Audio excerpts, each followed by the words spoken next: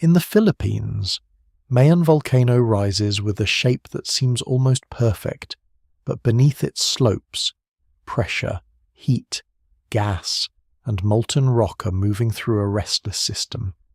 Recent eruption activity has drawn the attention of experts, not because of one single sign, but because ash, lava, rainfall, and unstable volcanic deposits can connect in dangerous ways. In this documentary, the story moves from the sky above the eruption to the deep forces below it. Before beginning, please like this video, subscribe to the channel, and settle in as the quiet science of Mayon volcano unfolds. High above Mayon volcano, the outer air holds the first wide trace of the eruption. The volcano stands in Albay, in the Bicol region of the Philippines, but the highest signs of its unrest do not remain close to the cone. A pale veil of ash and gas rises above the tropical land, thinning as it reaches colder and drier layers of the sky.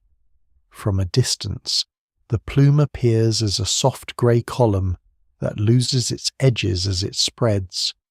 In scientific terms, a plume is the mixture of hot gas, ash, and fragments lifted by volcanic heat. In this outer region, it becomes less a column than a broad suspended layer shaped by wind, temperature, and the weight of the particles within it. The upper atmosphere above the Philippines is not empty space. It is a layered, moving body of air, warm and wet in the lower part, colder and thinner higher up. Most weather develops in the troposphere, the lowest main layer of the atmosphere, where clouds form and storms grow. Above it lies the stratosphere, a more stable layer where air tends to mix slowly. Observations of many eruptions show that the height reached by volcanic material matters. Ash that remains in the lower air may settle within hours or days, while sulfur gases and very fine particles that reach higher levels may persist longer and travel farther. For Mayon, official monitoring describes eruptive activity with ash plumes and lava-related collapse events. The exact reach of each pulse can vary, and it remains uncertain how much material from any single burst stays aloft for an extended time. At the top of the plume, hot volcanic gases meet colder air. Water vapor can condense into tiny droplets and ice crystals, while sulfur dioxide begins chemical changes in sunlight and moisture. Sulfur dioxide is a sharp volcanic gas that can become sulfate aerosol, a fine liquid or solid particle suspended in air. Aerosols scatter sunlight. They do not need to be dense to matter. A thin layer can soften the brightness of daylight and change the way the horizon appears. The effect is usually local or regional for moderate eruptions, while very large eruptions that inject sulfur high into the stratosphere can affect climate for a longer period. Mayon's recent activity is monitored with concern because of hazards near the volcano, and the broader atmospheric effect depends on plume height, gas amount, wind, and duration. Fine ash behaves differently from gas. Ash is not soft like household dust at its source. It is broken rock and glass, formed when magma fragments during eruption, or when hot deposits collapse and grind against the slope. In the upper air, only the smallest grains can remain suspended for long. Larger grains fall faster, pulled downward by gravity. Smaller grains drift and turn with the wind. In this outer region of the sky, each grain is tiny, but together the grains form a measurable cloud. Satellites can detect parts of this cloud by the way it absorbs and emits heat, and by the way it reflects sunlight. Space-based observations give a distant view that ground observers cannot hold continuously. NASA and other agencies use instruments that can identify ash and sulfur dioxide from orbit. These measurements are not simple photographs. They are records of light at different wavelengths, some visible and some invisible to human eyes. Scientists compare those signals with models of air motion to estimate where the plume moves and how it changes. The method has limits. Thick weather clouds can hide ash, and low plumes can blend with humid air. Still, these observations help show whether the material remains near the volcano or begins spreading across a larger region. The calm upper air also carries signs of heat. A fresh eruption releases energy from magma, but by the time the plume reaches high levels, much of that energy has been spent lifting material. The plume slows, spreads, and becomes layered. If it reaches a level where its density matches the surrounding air, it can flatten outward like smoke beneath the ceiling. This is a neutral buoyancy level, meaning the rising mixture no longer rises strongly because it has become about as light or heavy as the air around it. The edge becomes broad and feathered, while its thinnest margins may be visible only to instruments. The Philippines lies in a humid tropical setting, so the upper plume often forms within a sky already rich with water. Moisture can help remove ash from the air when droplets gather around particles and fall as rain. It can also complicate observation because volcanic clouds and ordinary weather clouds may overlap. Lightning sometimes occurs in ash-rich volcanic plumes when particles collide and separate electrical charge, but its presence depends on plume strength, ash amount, and moisture. It is not a constant sign. What remains consistent is the movement from a hot, concentrated source into a colder and wider atmosphere, where the eruption becomes a distributed pattern rather than a single point. Experts are concerned because the upper plume is a visible part of a larger system of hazards. The sky does not show only the eruption's height, it shows how material can leave the volcano's immediate slopes and enter shared airspace. Aviation authorities watch ash closely because jet engines can be damaged by melted volcanic glass. Health agencies watch ash because falling particles can affect breathing, water supplies, and daily movement. Each field observes a different part of the same suspended material, and each part has a different time scale. In the highest visible region, the eruption is a quiet exchange between earth and air.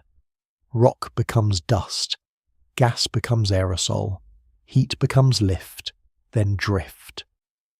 The outer atmosphere receives the first broad signal, but it does not explain every hazard by itself. It shows the reach of the eruption in its lightest form, where material thins into the sky and becomes part of the slow movement of tropical air. Observations indicate that ash and gas from Mayon can rise and spread above nearby communities during eruptive episodes. It remains uncertain how far each pulse travels until instruments measure its height, composition, and path. The upper air holds this uncertainty calmly, carrying fine particles through layers of wind while the volcano below continues to release heat, gas, and broken stone. Across the wider air around the Philippines, the plume begins to follow the slow order of regional winds.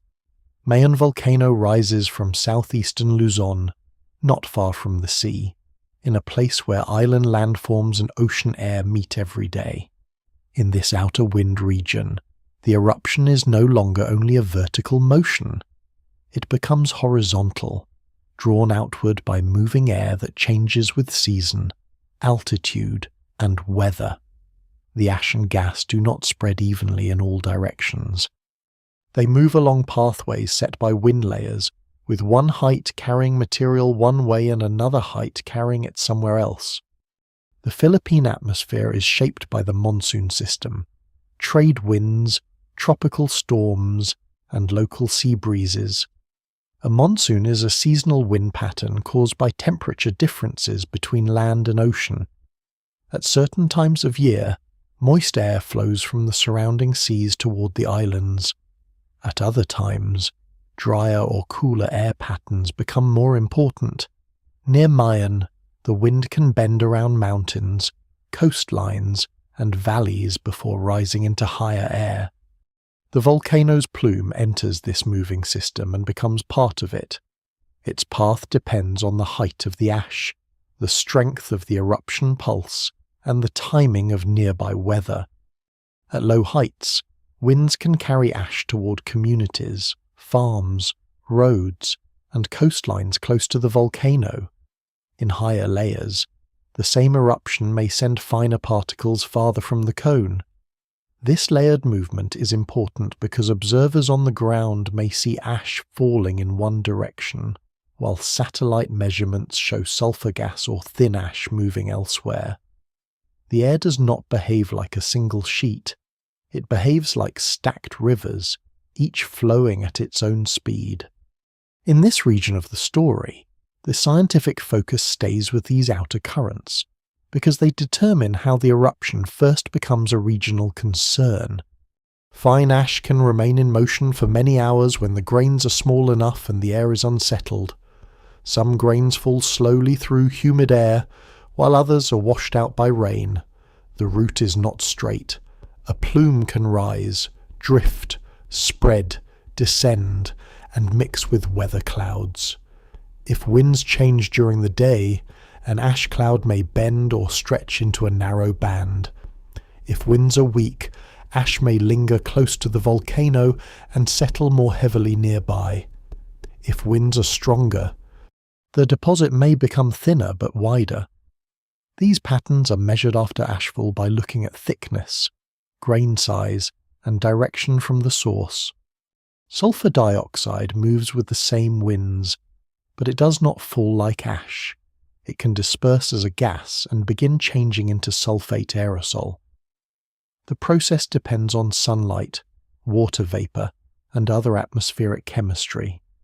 In a humid tropical region, this transformation can happen within air that is already full of droplets and cloud particles.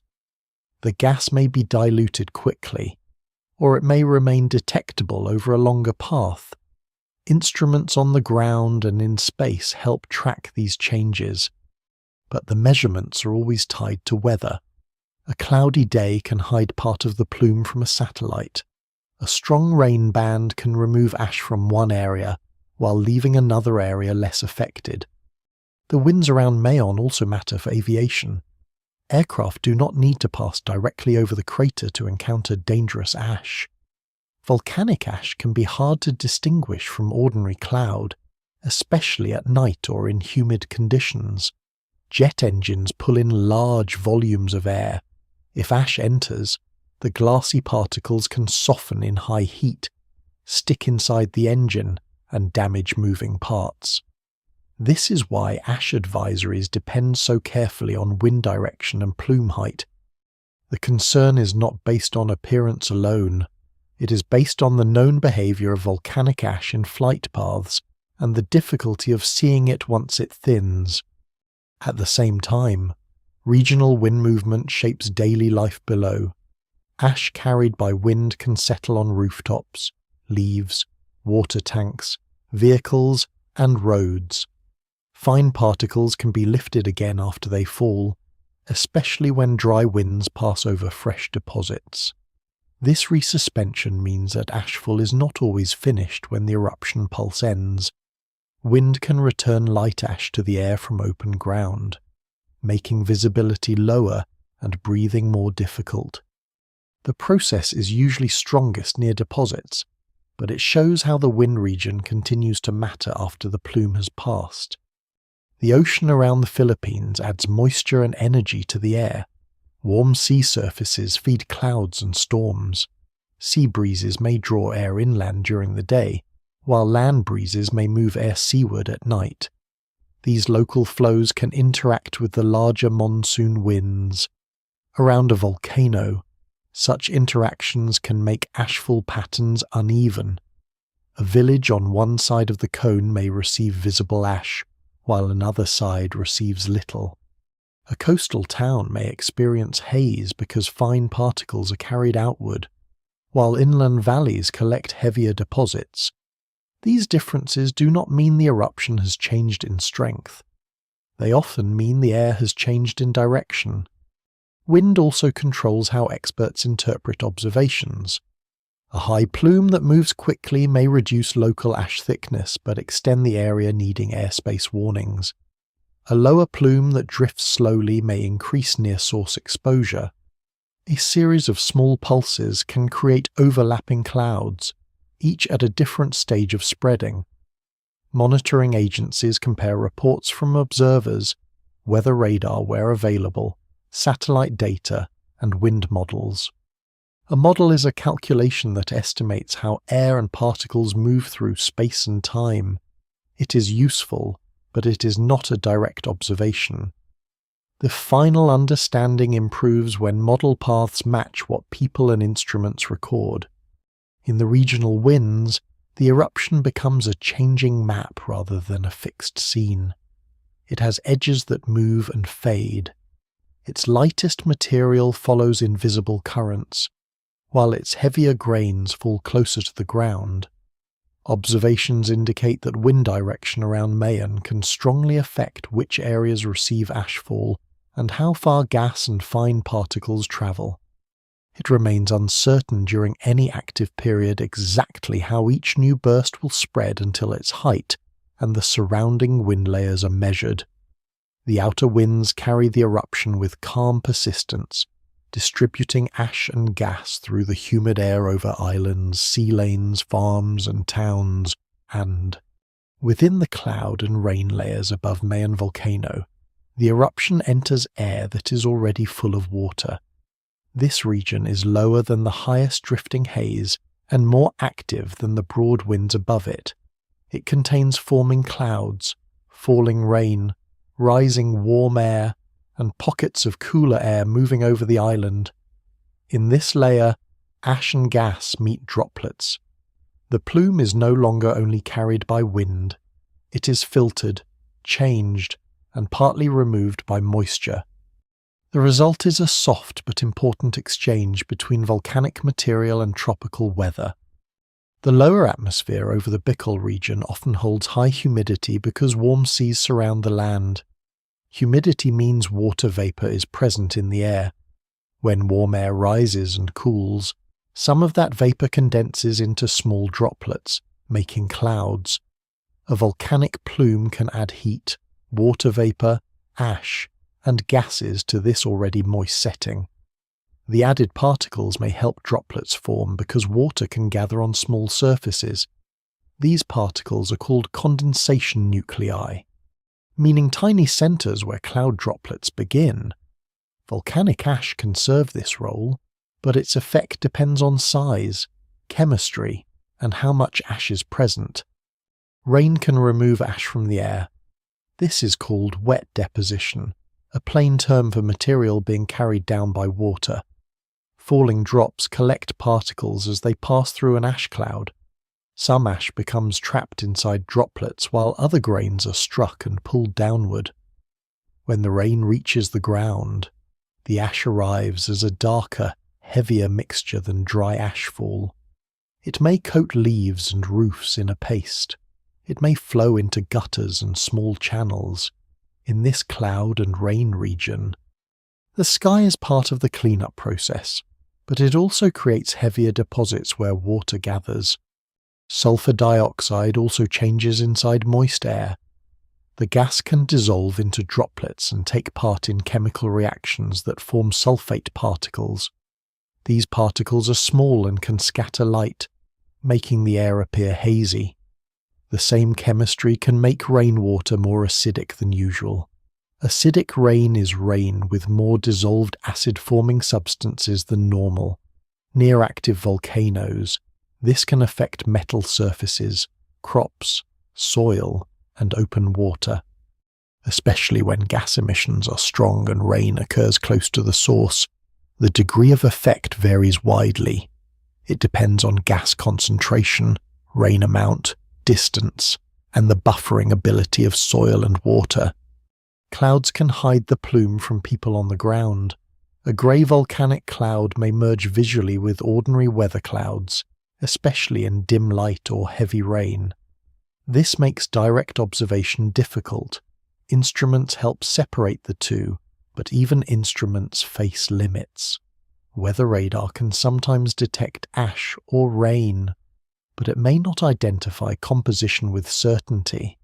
Satellites can see thermal and chemical signals, but thick clouds may block or confuse the view. In this region, uncertainty is not a failure of monitoring. It is part of observing a hot, dusty eruption inside a wet tropical atmosphere. Rainfall over fresh ash has special importance near Mayon because loose volcanic deposits can be remobilized. In the cloud and rain layer, the process begins before water reaches the ground.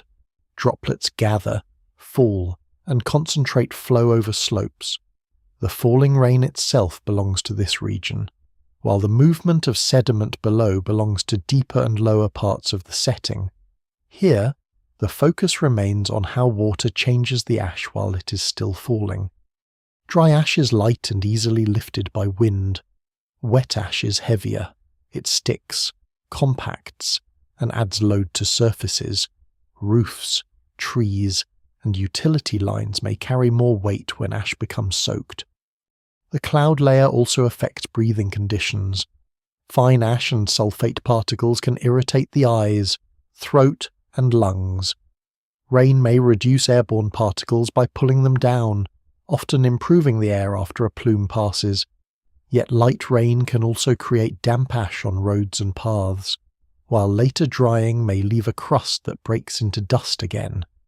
The human health concern is strongest for fine particles that stay suspended long enough to be inhaled. Monitoring agencies usually advise people near ashfall to reduce exposure, protect water, and avoid stirring ash when possible. These practical responses arise from the known behavior of ash in moist air. The tropical sky can change quickly. A plume released into clear morning air may rise and spread before afternoon clouds build. Another pulse may enter rain and be washed down close to the volcano.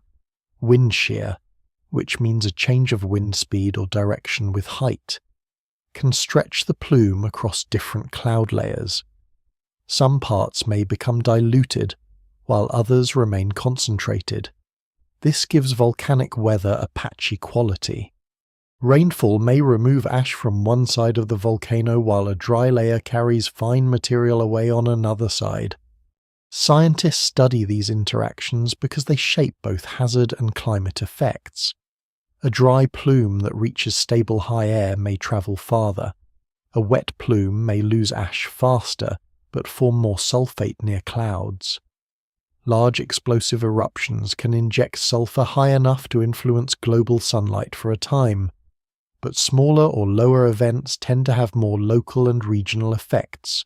For Mayon, the main concern in this layer is practical and immediate.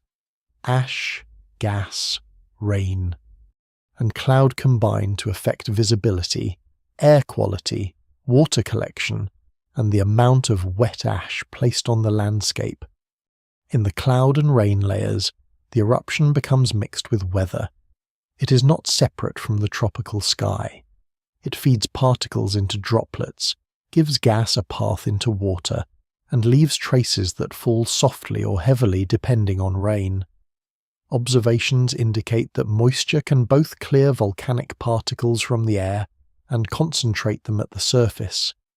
It remains uncertain during any single eruptive pulse how much ash will be washed out until rainfall, plume height, particle size, and wind are observed together.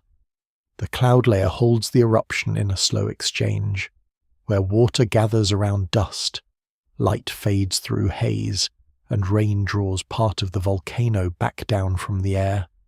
Over the island sky and the visible horizon near Mayon Volcano, the eruption becomes part of ordinary sight. The upper winds and rain layers shape the plume from above, but in this region the signs appear at human scale.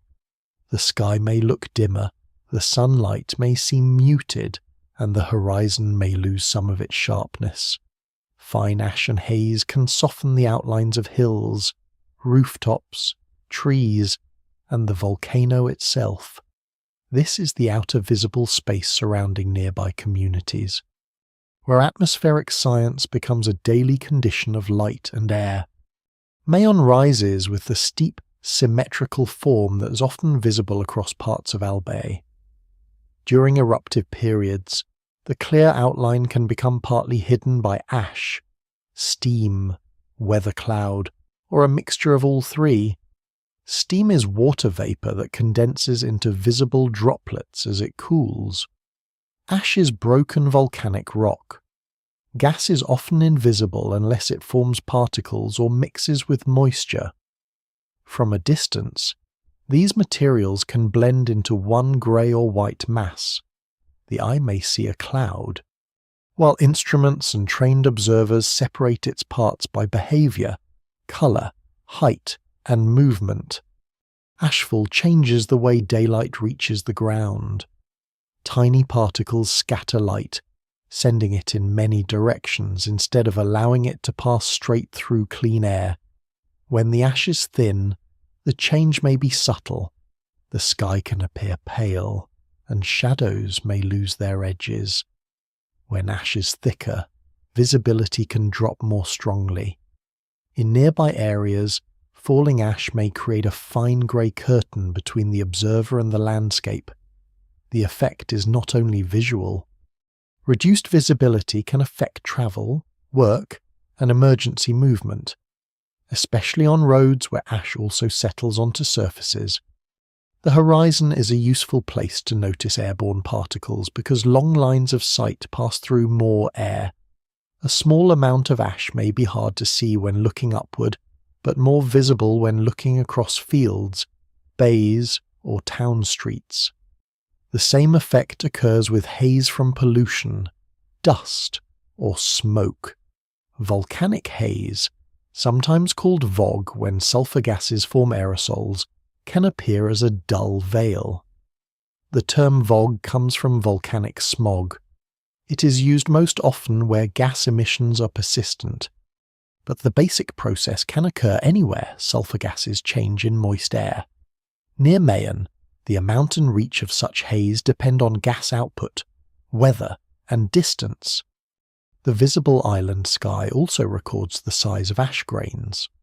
Coarser ash falls sooner and may be seen as dark specks or gritty material on exposed surfaces. Finer ash stays aloft longer and gives the air a more uniform grey tone. The difference matters because fine particles can enter indoor spaces through gaps, open windows, and ventilation. They can also remain suspended after activity on the ground lifts them again. A calm day may allow ash to settle quietly, while passing vehicles and wind gusts may return dry ash to the lower air. In this region, the sky and surface continually exchange light particles. Communities around an active volcano learn to read small changes in daylight and air, but visual signs alone are never enough. A plume may look small while gas levels remain important, or it may look large because of steam and moisture rather than ash concentration. A bright white cloud may contain mostly water droplets, while a darker cloud may contain more ash.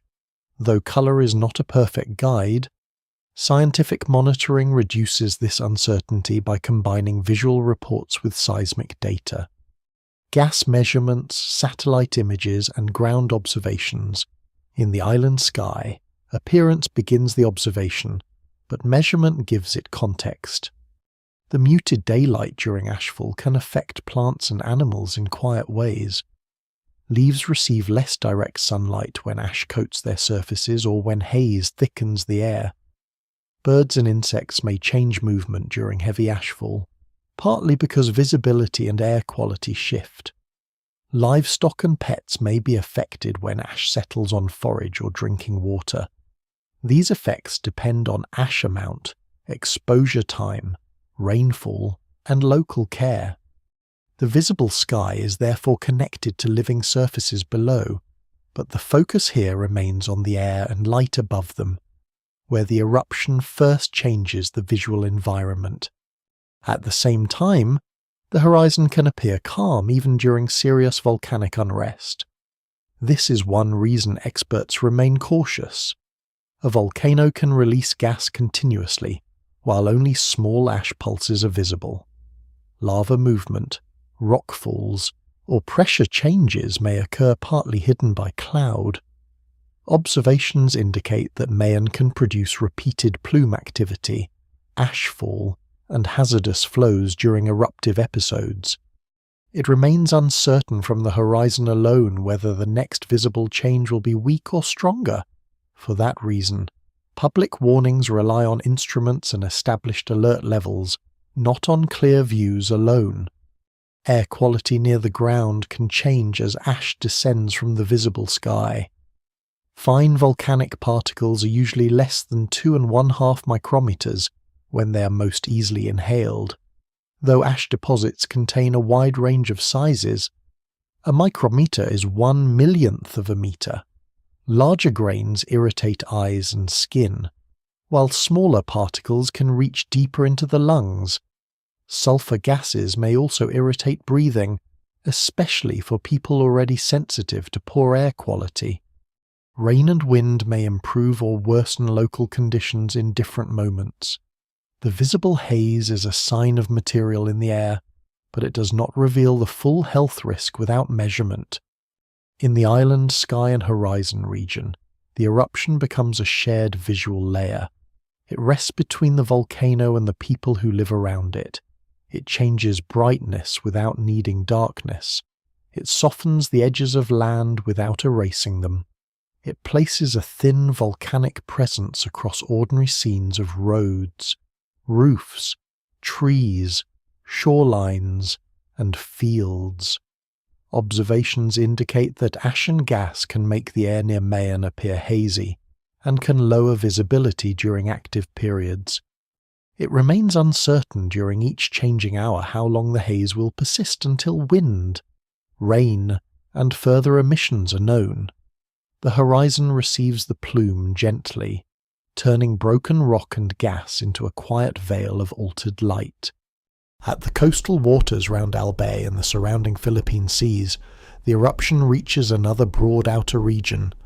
The sky has carried ash and gas outward, and now some of that material comes down toward bays, rivers, shorelines, fish ponds, and reefs. This is not the inner body of the volcano. It is the receiving edge of the landscape, where land, rain, and sea meet. The water does not burn or erupt. It gathers what falls from the air and what later washes from roofs, roads, fields, and slopes. Fine ash can settle directly onto the surface of the sea. When the amount is light, it may appear as a faint grey film, soon broken by waves and currents. When ashfall is stronger, small floating patches may form before becoming waterlogged and sinking. Volcanic ash is made of mineral grains and glass fragments. Some grains are heavy and sink quickly. Others are porous and may float for a time, especially if trapped air remains inside them. In salt water, the grains begin to mix with suspended sediment, organic matter, and tiny living plankton already present in the coastal zone. Rain helps carry ash into water. Gutters, drains, streams, and rivers move the fallen material from land toward lower ground. In coastal communities, this means ash can enter the sea even after the main plume has passed. A roof washed by rain may release ash into a channel. A road covered by thin ash may send grey runoff into a ditch. Small streams may become cloudy. The water near river mouths may take on a dull colour as particles spread into the bay. The process is quiet, but it matters because coastal water is a living system as well as a transport path. Ash changes water mainly by adding particles, minerals, and sometimes chemical compounds. The first visible effect is usually turbidity, meaning cloudiness caused by suspended material. Turbid water lets less sunlight pass through. In shallow coastal areas, sunlight supports seagrass, algae, and coral partners that use light for photosynthesis. Photosynthesis is the process by which plants and some microorganisms use light to make energy-rich food. If turbidity lasts only a short time, the effect may be limited. If particles remain suspended or settle thickly, organisms on the bottom can be stressed. Coral reefs and seagrass beds are sensitive to being covered. Ash that sinks can settle over living surfaces. Corals are animals that often live with microscopic algae inside their tissues. These algae need light. A thin ash layer may be removed by currents, waves, or the coral's own cleaning processes. A thicker layer can reduce feeding and light, especially if it remains in place. Seagrass leaves can be coated, lowering their ability to capture sunlight. The severity depends on ash thickness, grain size, water movement, and the health of the ecosystem before ash arrives. Fresh volcanic ash can also release certain elements into water. Some ash contains soluble salts and metals on the surfaces of grains. When the grains first meet water, a small chemical pulse may occur. In some volcanic settings, ash has added nutrients such as iron to ocean water, sometimes encouraging plankton growth. In other cases, acidity or dissolved metals may stress aquatic life. For coastal waters near Mayen, the effect depends on the composition of the ash, the amount delivered, the volume of water, and how quickly currents dilute it. Observations from volcanic eruptions worldwide show that water impacts can range from minor and brief to more serious near heavy deposits. The sea has movement that differs from air. Waves stir the surface. Tides raise and lower shorelines. Currents carry fine particles along the coast. In a bay, ash may linger longer than on an open shore because water exchange is slower. Near a river mouth, particles may spread in a plume of muddy water that fans outward. In fish ponds or enclosed lagoons, ash may remain concentrated until removed, settled, or flushed. These differences make the coastal region uneven. One inlet may be cloudy while a nearby open beach clears more quickly. Fish and shellfish can be affected in several ways. Suspended ash can irritate gills, especially where particles are sharp or abundant. Ash settling on the bottom can affect clams, snails, crabs, and other organisms that live in or on sediment. Changes in oxygen can occur if large amounts of organic matter are disturbed or if ash alters the balance of small organisms, though this is not automatic. Many fish can move away from poor water conditions if open pathways exist. Farmed fish in pens or ponds have fewer choices. The concern is therefore strongest where water movement is limited and ash input is heavy. Human water use also belongs to this coastal layer. Communities may depend on wells, rainwater, rivers, and near-shore resources. Ash entering open containers can make water unsafe or unpleasant to use without treatment. In coastal areas, ash in fish ponds may affect feeding, equipment, and harvest timing. Ports and boats may deal with ash on decks and in engines. While nearshore visibility can decline in cloudy water, these are practical effects of the same particle movement. The eruption places fine mineral matter into systems designed for clear air and cleaner water. The chemical role of sulfur gases is more indirect in coastal water. Sulfur dioxide can dissolve into rain, and that rain can enter streams and shorelines. The resulting acidity is usually strongest near the source, and during active gas emission with rainfall, seawater contains dissolved salts that buffer acidity, meaning it can resist some change in acid level. Small streams and ponds may be less buffered than the open sea. This makes local conditions important. A broad statement about all water would be too simple. The effect varies from place to place. In the coastal waters, the eruption becomes diluted but not erased. Ash leaves the air, crosses land, and enters moving water. Some grains sink into sediment, some remain suspended and drift. Some release small chemical signals before becoming part of the mineral background. Observations indicate that volcanic ash can cloud coastal waters, settle on reefs and seagrass, and alter water chemistry near heavy deposition. It remains uncertain during each event how strong these effects will be until ash amount, rainfall, currents, and water quality are measured. The sea receives the eruption slowly, folding grey particles into waves, tides, river mouths, and quiet bays. On the outer slopes of Mayon Volcano, ash settles directly onto the landform that produced it. This region is closer to the source than the sea, the horizon, and the regional winds, but it remains outside the hidden interior. It is the visible skin of the volcano, a surface of ridges, gullies, older lava, loose stones, plants, farms, and paths.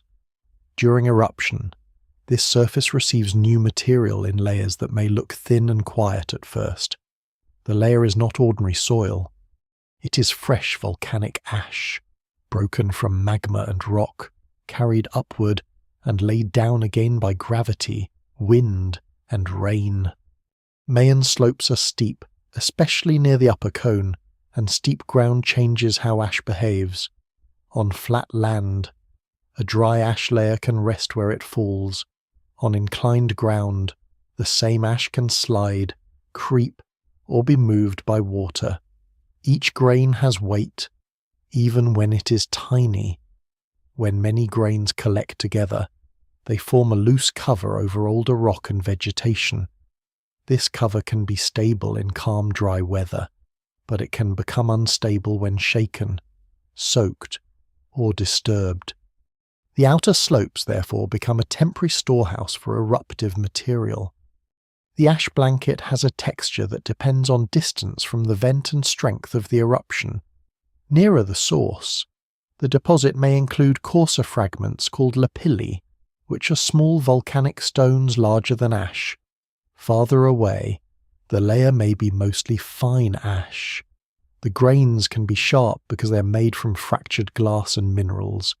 Underfoot, dry ash may feel powdery or gritty. When wet, it can become dense and sticky. On leaves, it forms a dull coating on roofs and paths. It gathers in seams and low spots. On bare slopes, it fills small cracks and hollows. Vegetation on the outer slopes receives ash as both cover and chemical material. Leaves coated in ash capture less light and may lose some ability to exchange gases with the air. Fine ash can block small leaf openings called stomata, which plants use for breathing and water control. Branches may bend under wet ash. Crops can be damaged when ash is thick enough to reduce sunlight, abrade leaf surfaces, or contaminate fruit. At the same time, volcanic ash can weather over longer periods into mineral-rich soil. That long process does not remove the immediate stress. In the present moment of eruption, fresh ash is mainly a burden on living surfaces. The slopes also contain older deposits from earlier activity. Mayon is known for repeated eruptions over historical time, and its cone is built from layers of lava flows, ash, and fragmented volcanic material. A lava flow is molten rock that moves over the ground and later hardens. Pyroclastic material is hot, fragmented volcanic matter produced during explosive or collapsing activity. The outer slopes may hold both ancient and recent versions of these deposits. New ash falls onto this older foundation. The contact between new and old material can be weak, especially where the surface is smooth, steep, or covered with loose debris. Rockfall is common on steep volcanic cones during unrest. Hot lava, unstable crater deposits, and shaking can send blocks downward. On the outer slopes, These falling rocks may break apart, create dust, and disturb fresh ash. Some collapses may generate hot avalanches of volcanic fragments if material is still hot and moving fast. These events remain surface processes here, tied to the slope rather than the deeper source. They show how the volcano's shape turns deposited material into moving material. Gravity is constant, patient, and strong on a cone as steep as Mayon. Ash also changes how water moves over the outer slopes. A fresh layer can reduce infiltration, meaning less rain soaks into the ground at first. Instead, water may run over the surface, gathering ash as it flows. In places where ash is fine and compacted, it can form a crust. In other places, it may stay loose and easily cut by small streams. Rills, which are tiny channels made by running water, can appear quickly after rainfall. The slope then becomes patterned with grey lines where water has carried material downslope. This process begins as surface wash, before becoming larger flow in channels. The weight of ash matters for buildings and shelters on lower slopes and nearby settlements. Dry ash is lighter than wet ash, but even a moderate layer can become heavy when soaked by rain. Roofs with low pitch, weak structure, or blocked drainage are more vulnerable. The danger is not only from ash falling from the sky, but from ash staying in place and absorbing water. On the volcano's open slopes, the same added weight affects vegetation and loose ground. It increases the chance that material will shift when rain or shaking occurs. The colour of fresh ash can vary from light grey to dark grey or brown, depending on composition and moisture. On Mayon's green slopes, this colour change can be striking. Fields, forests, and grassy areas may look muted under a powdery cover, yet the calm appearance can hide sharp physical changes. The ash can abrade machinery, clog filters, contaminate stored water, and reduce traction on paths and roads. It can also be lifted again by wind when dry. The outer slope is not only a place where ash lands, it is a place where ash waits to be moved again. Scientific teams examine deposits on slopes to understand eruption behavior. Thickness, grain size, layering, and distribution provide evidence of plume direction, eruption intensity, and later reworking.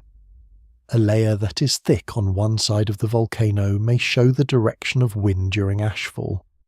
A deposit with coarse fragments may indicate stronger ejection or proximity to the vent. A smooth wet layer may record rainfall soon after deposition. These observations are made carefully because surface deposits are changed quickly by weather, people, animals, and water. On Mayon's outer slopes, the eruption becomes a material cover over a steep living landscape. It is still above ground, still visible, and still shaped by air and weather, but it is closer to the volcano's body. Observations indicate that fresh ash on steep volcanic slopes can stress vegetation, load surfaces, reduce water infiltration, and become unstable when wet. It remains uncertain during each eruptive period how much material will stay in place until rainfall, slope angle, deposit thickness, and continued activity are measured.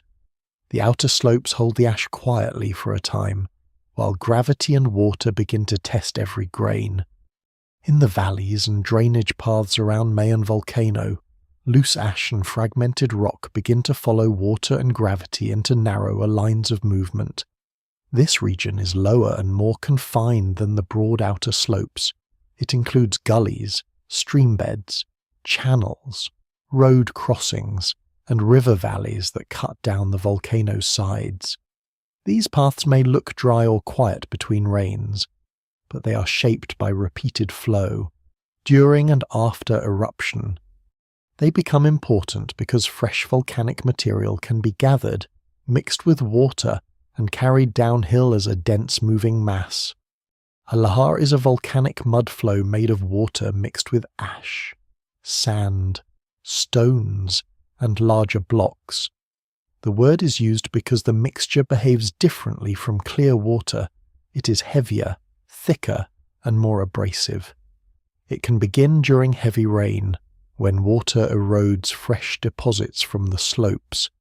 It can also form when water stored in channels, lakes, or saturated ground suddenly mixes with loose volcanic debris. Around Mayon, rainfall is a major factor because the region is tropical and can receive intense downpours. The eruption places loose material on steep ground, and the rain supplies the moving force. In a drainage path, the first movement may be small. Thin sheets of water carry fine ash into shallow channels. Small rills join larger gullies. The flow darkens as it gathers sediment. As more material is added, the mixture becomes denser. Stones begin to roll and collide along the channel bed. The sound and force of such flow can increase quickly, but in this calm description the process remains physical and clear. Water loses some of its ordinary transparency. It becomes a moving body of suspended and tumbling volcanic matter. The shape of a valley controls the path. Narrow channels concentrate the flow and increase its depth. Steeper sections increase speed. Bends can force heavier material toward outer banks. Wider sections may slow the flow and allow some sediment to settle. Bridges, culverts, and road crossings can become blocked if the flow carries logs, stones, or thick ash.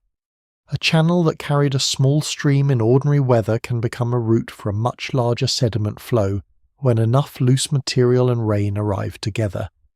Lahars are concerning because they can occur even when the eruption itself is not producing a large ash plume at that moment. Fresh deposits can remain available for days, months, or longer, depending on rainfall and slope conditions. This means valley hazards may continue after visible activity decreases. The material has already been placed on the slopes. Water later decides when and how it moves. The timing is therefore linked to weather as much as to the volcano's immediate explosions.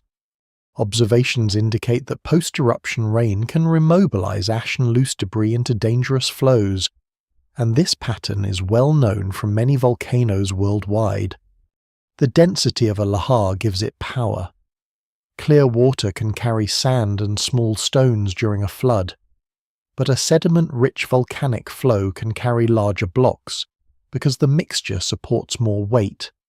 Fine ash and clay-sized particles help make the flow cohesive, meaning the material can hold together as a thick mass. Coarser stones add impact and grinding force. The moving mixture can erode channel banks, cut into older deposits, and add even more material to itself. In this way, a flow may grow as it travels, especially where channels contain loose ash from earlier events. Valleys below Mayon often connect volcanic slopes to farmland, roads, settlements, and lowland rivers. The drainage network is therefore not only a natural feature, it is part of the lived landscape. People cross channels for daily travel. Crops grow on fertile ground made partly from older volcanic deposits. Houses and infrastructure may stand on fans, which are gently sloping areas where sediment is spread out from a channel. These fans can look stable during calm periods, but they record the history of past flows. The valley floor carries memory in layers of sand, gravel, ash, and boulders. Rainfall intensity matters more than total rain alone. A long gentle rain may wet the ash slowly, while a short intense storm may produce fast runoff. If the ground is already saturated, less water can soak in, so more moves over the surface. If channels are clogged by earlier deposits, water may find new paths. Tropical storms can bring sustained heavy rain, raising the chance that loose volcanic material will be mobilized. Monitoring in this region therefore includes both volcano data and weather forecasts. The hazard forms where the two systems meet. The texture of fresh ash affects how easily it is carried. Fine ash can be picked up quickly and kept in suspension. Coarser material may need stronger flow to move. Mixed deposits can behave in complex ways, with fine particles filling spaces between larger grains. When water enters such a deposit, it can reduce friction between grains and help the mass begin sliding or flowing. On steep channels, gravity then keeps the mixture moving. The flow may pulse, with surges of thicker material followed by thinner water, rich sections. Each pulse changes the channel bed as it passes. Lahar deposits can be recognized after the flow stops. They may form grey or brown layers with poorly sorted material, meaning large and small particles are mixed together rather than separated by size. Boulders may rest within finer mud. Plant fragments and human-made debris may be embedded in the layer. The surface can dry into a hard crust. Scientists read these deposits to estimate flow depth, direction, and energy. The evidence helps refine hazard maps, which show areas more likely to be affected by future flows. In the valleys and drainage paths, the eruption becomes channelized. It is no longer a broad fall from the sky or a quiet blanket on slopes. It becomes a moving mixture guided by the land's cuts and folds. Observations indicate that Mayen's steep slopes, loose eruptive deposits, and heavy rainfall create conditions where lahars can threaten downstream areas. It remains uncertain during any single rain event which channels will carry the largest flows until rainfall, deposit condition, and stream response are observed. The valleys hold the volcano's loose material in narrow lines, waiting for water to gather it and carry it downward. At the summit zone of Mayen volcano, the landscape narrows toward the crater and the active vent area. This region is closer to the visible source of ash, gas, heat, and fresh rock than the outer slopes and valleys. It is the uppermost part of the cone, where steep walls, fractured ground, hot deposits, and open pathways meet the air. The summit is not a smooth opening into the earth. It is a changing volcanic surface, shaped by earlier eruptions, collapse, cooling lava, falling blocks, and repeated release of gas. The crater is the depression at or near the top of the volcano where eruptive activity can emerge. Within and around it, vents act as openings for gas, ash, and magma. A vent may be a clear hole, a crack, or a shifting part of broken ground.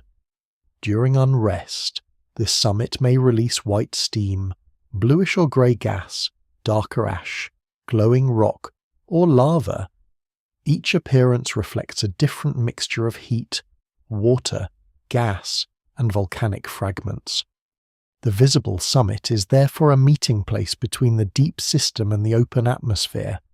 But in this section, the focus remains on the crater surface and its immediate structures. Mayen's summit area is steep and unstable.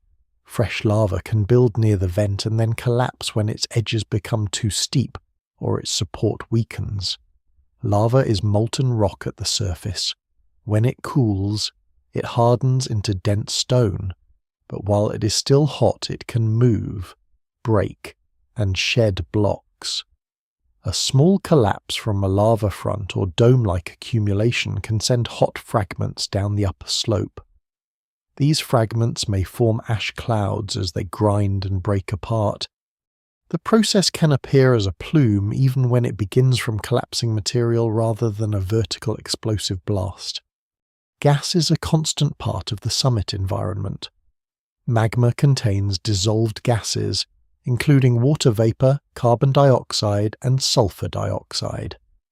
As magma rises and pressure decreases, gas comes out of the melt, similar in a broad physical sense to bubbles forming when pressure is released from a liquid. At the summit, This gas escapes through vents and cracks. Water vapor often appears white when it condenses into droplets. Sulfur gases may be invisible near the source but can produce odor, haze, and chemical signals. Carbon dioxide is also invisible and can collect in low places under certain conditions, though in an open, windy summit it is usually dispersed.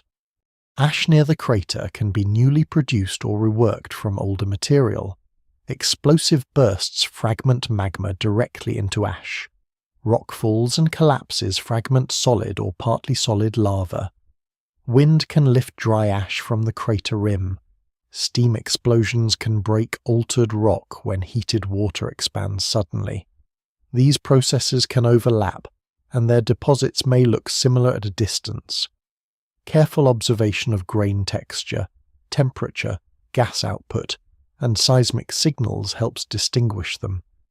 The summit holds the freshest evidence, but it is also one of the hardest places to observe directly during activity because it is dangerous and often hidden by cloud. The crater rim changes through erosion and collapse. Hot rock cracks as it cools. Rainwater enters fractures. Acidic gases alter minerals, making some rocks weaker. Gravity pulls loose pieces downward. Over time, these processes shape not only the crater, but also the pathways where future material may move. A rim that looks firm from far away can include broken blocks and unstable ledges. During eruptions, new material may cover old weakness, while later collapse reveals it again. The summit surface is therefore both a record and an active part of the volcanic system. Heat at the summit is measured in several ways. Thermal cameras detect infrared radiation, which is light related to temperature and not visible to the human eye. Satellite instruments can also identify hot areas when weather allows. Ground teams may use remote cameras because approaching the crater during unrest is unsafe. Heat signals can come from lava, hot gas, freshly deposited blocks, or warmed ground. A stronger thermal signal does not always mean a larger eruption is certain. It means that hot material is present or close to the surface. Interpretation depends on the pattern, timing, and connection with other monitoring data. The summit's visible activity can be steady or pulsed. A steady emission may show continuous steaming or slow gas release. A pulse may produce a short ash plume, a burst of incandescent fragments, or a sudden collapse. Incandescence means visible glow from hot material. At night, hot rock may glow red or orange if it is warm enough. In daylight, the same material may appear dark or dull. The summit therefore changes with both volcanic behavior and viewing conditions. What is hidden in daylight may become visible in darkness, and what is clear in dry weather may vanish behind tropical cloud. Rain and groundwater interact with the summit surface. Water can seep into hot fractured rock and become steam. If pressure builds in sealed spaces, sudden release can fragment altered rock, producing a steam-driven explosion. This is called a phreatic explosion, meaning an explosion driven mainly by heated water rather than new magma reaching the surface. Such events can occur with little visible warning, although monitoring may sometimes detect changes in seismicity, gas, or temperature. At the summit, water adds another source of instability to already hot and fractured ground. Scientific concern at the summit comes from the closeness of active processes. Gas release, heat, ash emission, lava movement, and collapse all occur in a small area, and changes can happen quickly. Yet observations are limited by safety, cloud cover, and the complex shape of the crater. Instruments help extend sight into this region. Cameras record plume behavior. Seismometers record shaking from moving fluids, cracking rock, and collapses. Gas sensors measure changes in emissions. Thermal observations show hot material. None of these alone gives the full picture. Together they describe the summit's condition. At the summit zone, the eruption becomes concentrated. The wide ash cloud, the altered horizon, the coated slopes, and the channelized valleys all trace back to this broken upper surface. Observations indicate that Mayan summit can release ash, gas, lava, and hot rockfall material during eruptive episodes. It remains uncertain during each active interval how the crater surface will change until instruments record the sequence of gas release, heat, seismicity, and visible deposits. The summit holds the volcano's open edge, where stone is fractured, gas escapes, heat glows, and the crater breathes into the humid air. Beneath the summit surface of Mayan volcano, the shallow rock layers hold pressure, heat, cracks, and stored water in a confined space. This region is no longer the open crater or the visible slope. It is the upper part of the volcanic edifice, the body of rock just below the surface where gases move through fractures. Magma presses from below, and groundwater finds heated pathways. The shallow rock is not a solid, unbroken shell. It is a stressed and altered framework made from lava. Ash deposits, older intrusions, and broken blocks joined by time and pressure. A volcanic edifice is the full-built structure of a volcano. Mayan's edifice has grown through repeated eruptions that added layers of lava and fragmented material. Over time, each layer cools, cracks, and is partly buried by later activity. Some layers are dense and strong. Others are loose, porous, or weakened by heat and acidic fluids. In the shallow region, these differences matter because pressure does not move through all rock in the same way. Gas may pass through open cracks. Water may collect in porous zones. Heat may change minerals and make once strong rock more fragile. Fractures form when stress exceeds the strength of rock. Stress is force within a material, and in a volcano it can come from gravity, cooling, magma movement, gas pressure, and regional tectonic forces.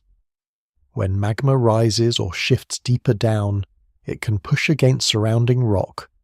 The shallow layers respond by bending slightly, cracking, or opening old weaknesses. These changes can be very small, but instruments may detect them. Seismic signals record breaking rock and moving fluids.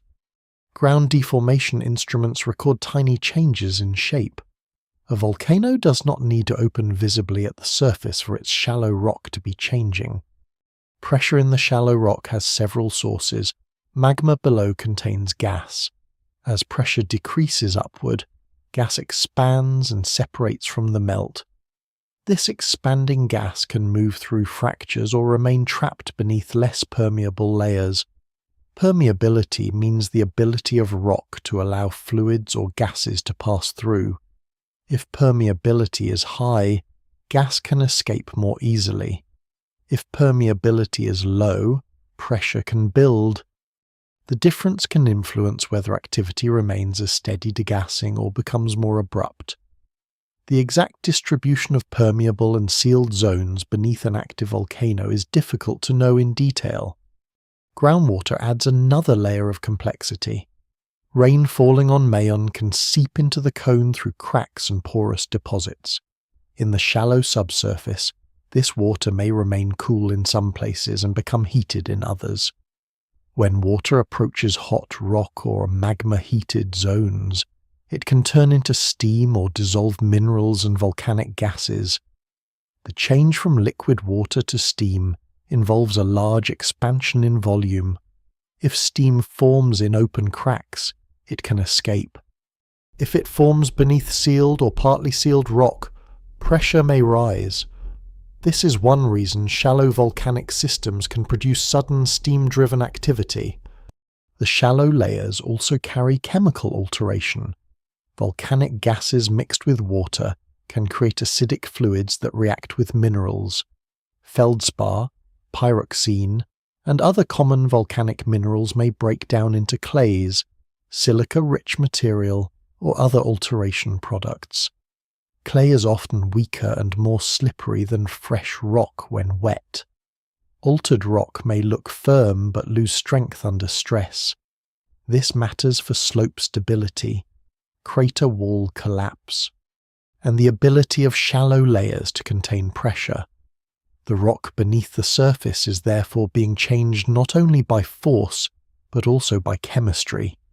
Heat moves through these layers slowly by conduction, and more quickly when fluids carry it through cracks. Conduction is heat transfer through solid material. Fluid movement can transport heat upward in steam or hot water. The pattern is uneven. A fracture connected to a hot zone can warm a small area strongly, while nearby dense rock may remain cooler. Thermal observations at the surface may show only where heat reaches the outside. Beneath the surface, the heated network can be larger or differently shaped than the visible warm spots. This uncertainty is normal in volcanic science. Small earthquakes within the shallow rock are important signs of internal change. Some are caused by brittle rock breaking, others are related to fluids moving through cracks.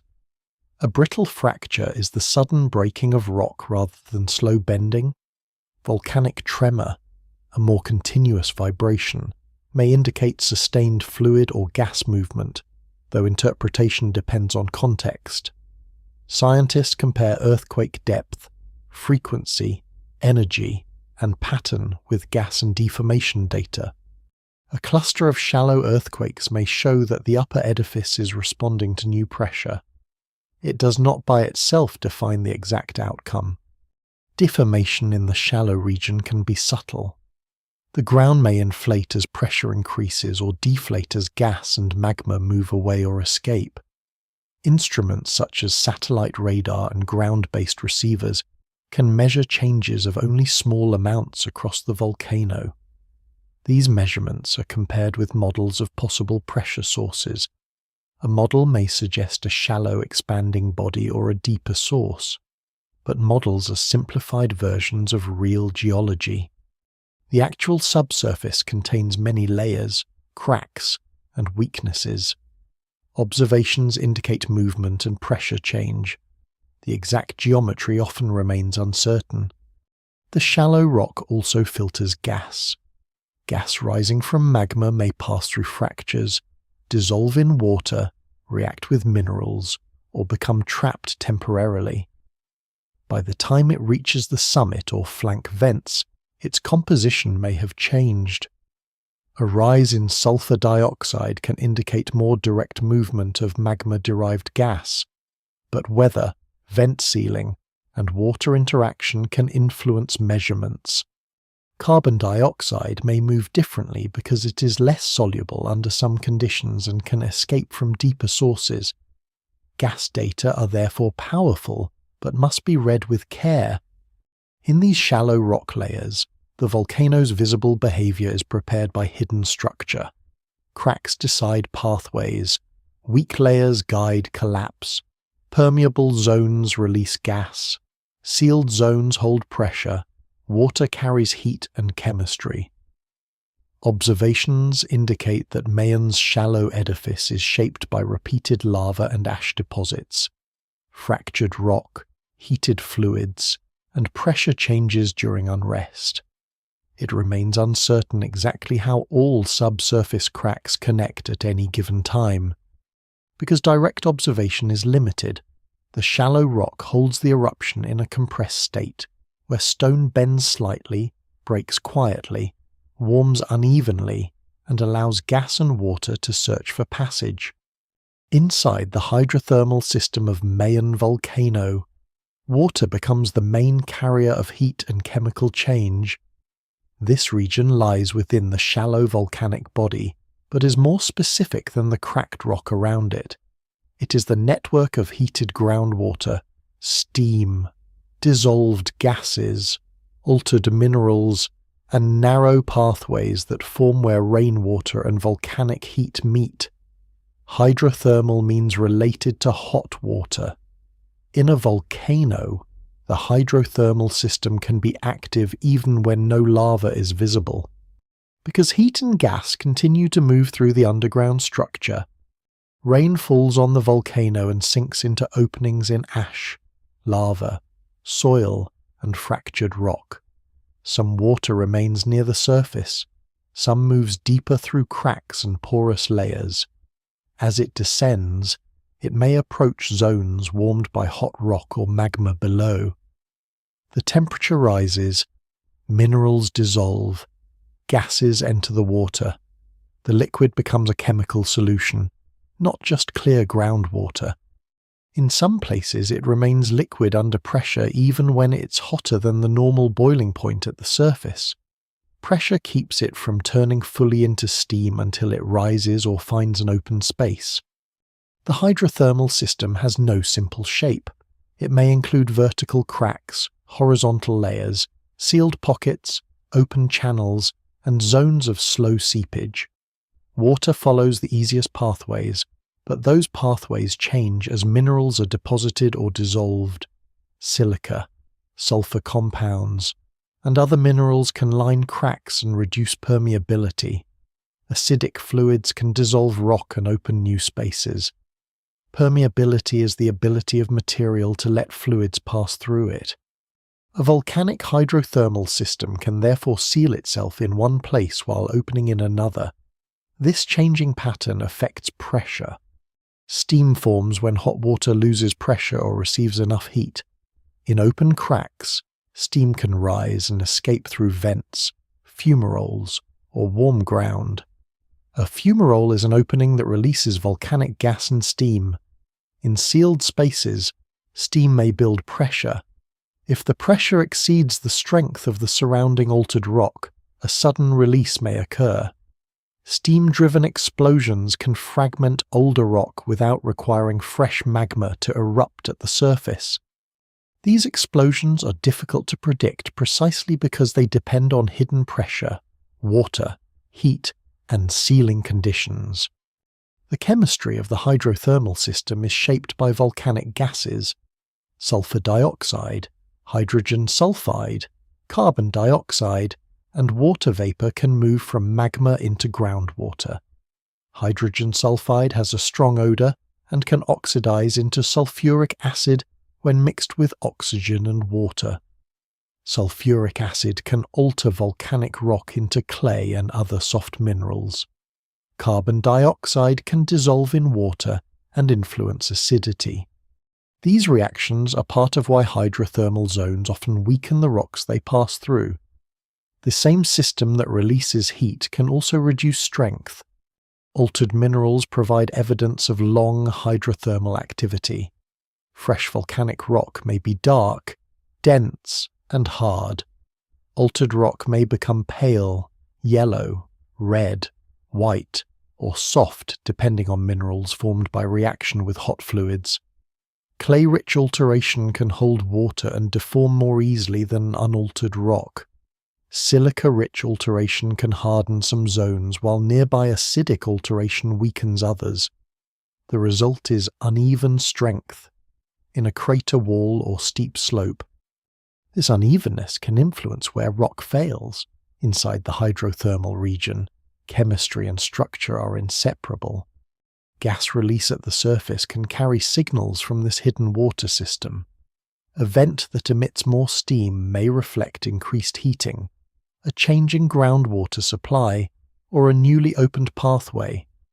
A change in gas composition may indicate that magma-derived gas is passing more directly through the system, or that water is scrubbing some gases before they reach the air. Scrubbing means soluble gases dissolve into water and are partly removed from the gas stream. Sulfur dioxide is more easily scrubbed by water than carbon dioxide under many conditions. This can make interpretation complex. Temperature measurements help scientists understand the hydrothermal system, but they show only accessible points. A hot spring, warm ground patch, or fumarole can be measured directly when conditions are safe. Thermal cameras can identify warmer areas from a distance. Satellites may detect larger heat patterns if weather and resolution allow. Yet a sealed hot pocket may have little surface expression until it changes. A cool surface may cover a hotter zone below if rock and water block heat flow. The hydrothermal system is partly visible and partly hidden. Water level and rainfall also matter. During heavy rain, more water may enter the volcano. Some of it cools shallow areas, some of it feeds steam production deeper down. The effect is not uniform. Rain may reduce gas emissions temporarily by increasing scrubbing, or it may contribute to pressure if water reaches hot sealed zones.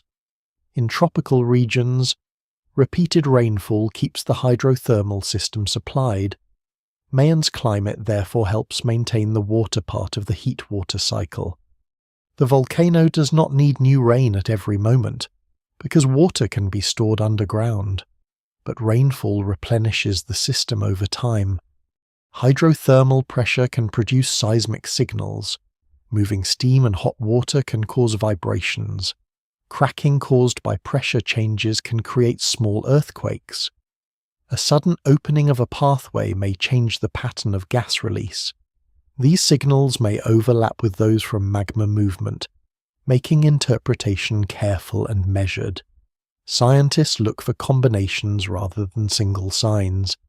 Increased steam, changing gas chemistry, shallow earthquakes, ground deformation, and thermal changes together can indicate that the system is adjusting. The hydrothermal system also affects the surface through mineral deposits. Around vents, sulfur may appear as yellow crystals or coatings when sulfur-bearing gases cool and react. Silica and other minerals may form crusts. Acidic fluids can leave bleached or stained ground. These surface materials are not only colours, they are traces of heat, gas, and water moving from within. They show where the hidden network has reached the air. They also mark areas where the ground may be fragile, hot, or chemically active. Inside Mayen's hydrothermal system, the eruption is translated into water, steam, and altered stone. Heat does not simply rise as flame or lava, it moves through liquid, vapor, and dissolved chemicals. Observations indicate that active volcanoes with abundant rainfall can develop complex hydrothermal systems that store heat, alter rock, scrub gases, and sometimes release pressure suddenly. It remains uncertain at any moment exactly where pressure is greatest unless instruments detect surface and subsurface change. The hydrothermal region works slowly and quietly. As water descends, warms, reacts, rises, seals cracks, opens others, and carries the volcano's heat through hidden channels. Within the magma storage region beneath Mayen volcano, molten rock exists under pressure in a deeper and less visible part of the system. This region is not a single open lake of fire. It is better understood as a complex zone where melt, crystals, gas, and surrounding solid rock interact over time. Magma is molten or partly molten rock below the surface. It may contain liquid melt, solid crystals, and dissolved gases. In this inner region, the eruption is prepared through storage, recharge, cooling, crystallization, and pressure change. A magma reservoir is a zone where magma can collect or move slowly before rising. The word reservoir can suggest a simple chamber, but modern volcanic science often describes these bodies as mushy and irregular. A crystal mush is a mixture of many solid crystals with some melt between them. Some parts may be more liquid, while others are almost solid. Newer, hotter magma from below may enter this region and add heat, gas, and motion. Older magma may cool and crystallize. The system can remain partly active for long periods without producing an eruption at the surface. Mayen's magma is generally associated with subduction-related volcanism, where magma tends to be rich in gases and intermediate in composition compared with some ocean island basalts. Composition affects viscosity, which is resistant to flow. More viscous magma moves less easily and can trap gas more effectively. Gas trapped in viscous magma can increase pressure as magma rises or as new gas-rich magma enters the reservoir. This does not mean every pressure increase causes eruption. It means the storage region can hold energy in several forms: heat, gas, buoyancy, and mechanical stress. Crystallization changes magma as it cools. Minerals grow from the melt, removing certain elements and leaving the remaining melt with a different composition. Crystals also increase the stiffness of the mixture. If the magma becomes crystal-rich, it may resist movement. If new hot magma enters, it can remobilize parts of the mush, adding heat and possibly gas. This interaction can disturb the reservoir. Scientists may later find evidence of such mixing in erupted rocks, where crystals show chemical zoning, meaning layers that record changing growth conditions. These mineral records help reconstruct what happened before eruption. Gas is central in the storage region.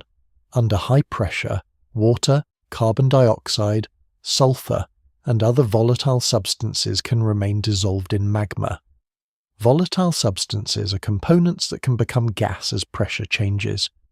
Carbon dioxide tends to separate at greater depth than water because it is less soluble in many magmas. Water may remain dissolved until magma rises to shallower levels. Sulfur behavior depends on pressure, temperature, oxygen conditions, and magma composition. These gases influence pressure and eruption style, but they are not fully visible until they escape or are recorded in minerals and melt inclusions. A melt inclusion is a tiny pocket of trapped melt inside a growing crystal. It can preserve information about magma before eruption, including dissolved gas content.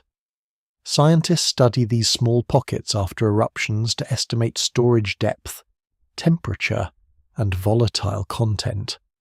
This is one way the inner region becomes known after material reaches the surface. The evidence is indirect but powerful.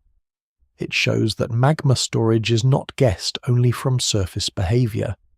It is also read from crystals that once grew inside the reservoir.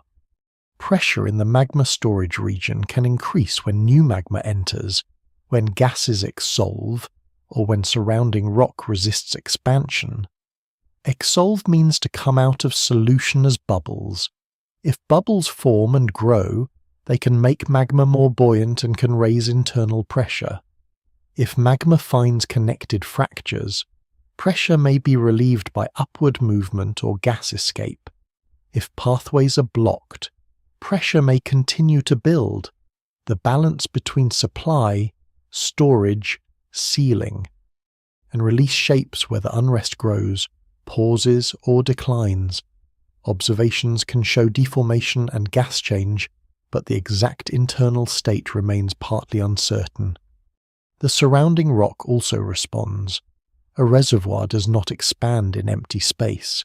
It pushes against crust that has strength, fractures, and temperature differences. Hot magma can soften nearby rock over time, while sudden pressure can break colder rock. Repeated intrusions may create a network of sills and dikes. A sill is a sheet-like intrusion that spreads between rock layers.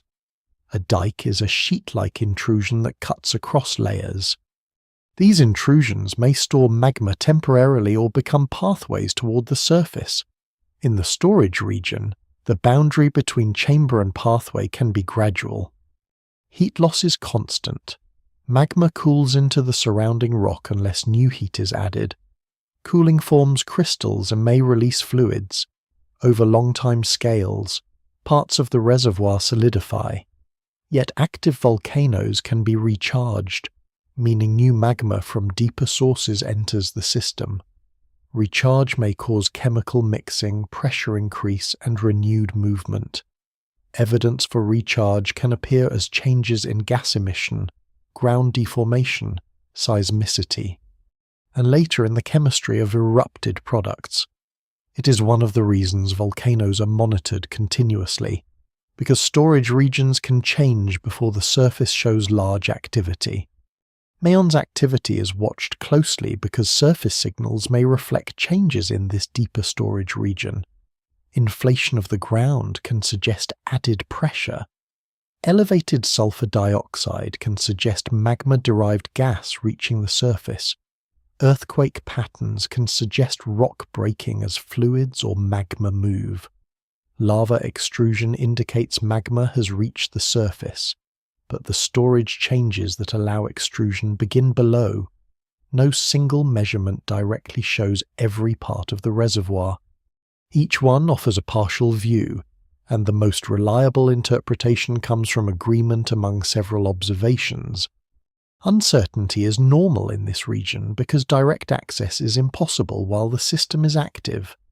Scientists cannot see the reservoir in the way they can see a crater plume. They infer its condition from geophysical data, gas, rock chemistry, and eruption history. Observations indicate that magma beneath active stratovolcanoes can be stored in complex, crystal-rich zones rather than simple empty chambers.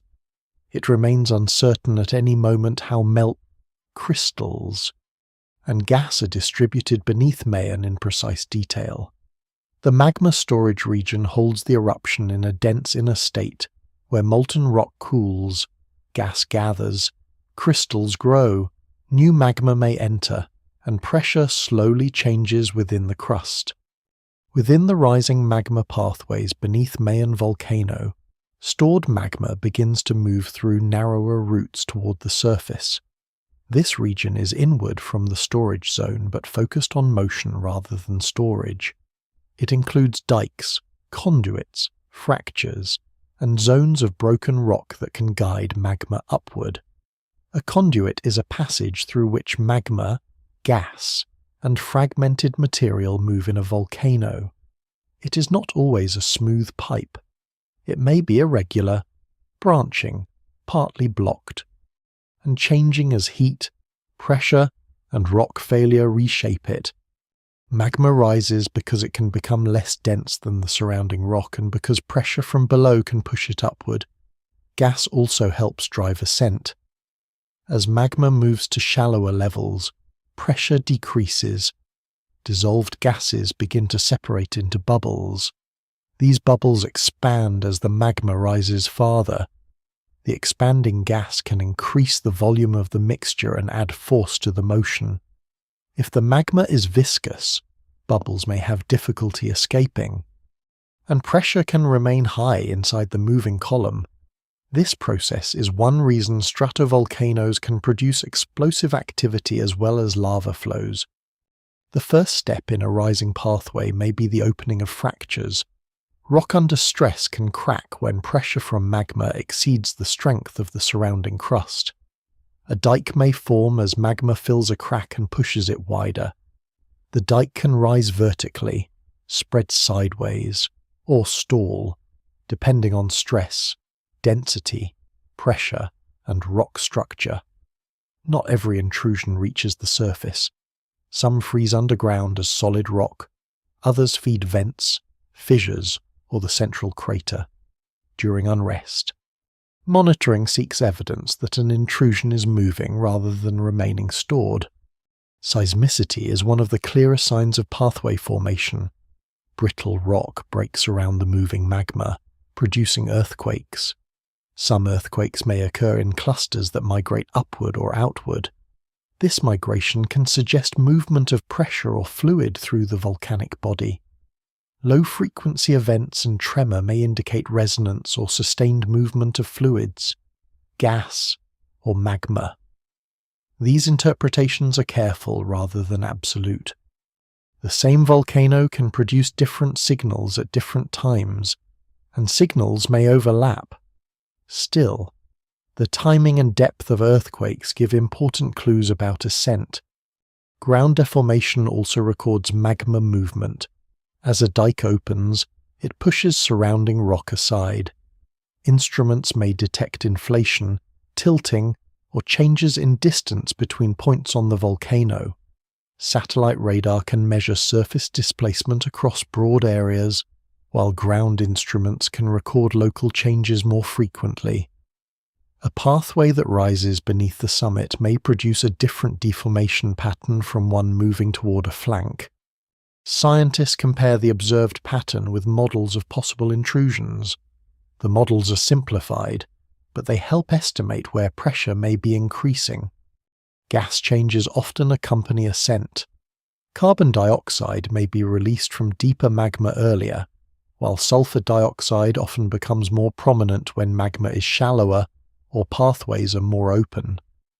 An increase in sulfur dioxide at the surface can indicate that magma-derived gas is reaching the air more directly.